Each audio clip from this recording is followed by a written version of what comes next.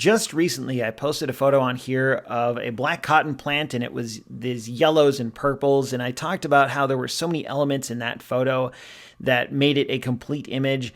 And there was like foreground elements, background elements, and blurry background parts, and everything kind of came together. This is the opposite of that photo. In some ways, it's like pretty boring. It's just like some white buds on a plant. And it's interesting, I guess, from one perspective. Like, it's kind of a cool close-up shot, but you don't even have a sense of scale. Like, how big are these things? Why should I care about these things?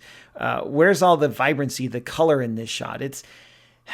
I'm not sure if I even like this too much. It was an interesting one to take, and it was interesting one from like a practicing shooting close-up, but I don't think it's my favorite picture I've ever taken. And not to say, like, I'm not trying to be self-deprecating. It's just, I think I can do better. And I think I can make more interesting shots. Not that this is terrible. It's just, I don't know. It lacks something that I do find on some of my other pictures. Now, that being said, it is kind of an interesting shot. Each one of these little white flower bulbs is like maybe a quarter to a half inch long from front to back. And so the scale of how we're operating here is pretty small, which is kind of interesting.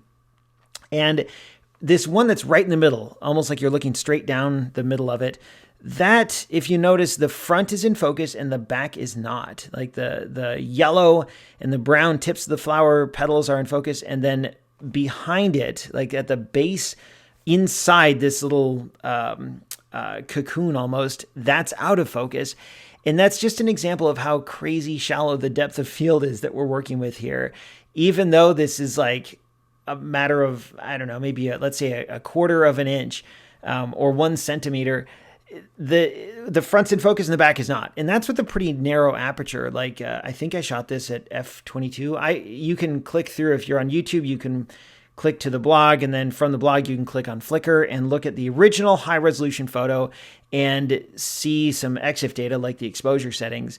In any case, I think this was, they say you win some, you lose some. I wouldn't say I lost it. I would just say, like, it's an interesting photo from a learning perspective. And if we're not learning, then what are we doing here? So I'm glad I shot this. I'm glad I had the experience of taking this, but ultimately, like, I wouldn't put this up as one of my favorites, but I don't know. It's another notch on the journey.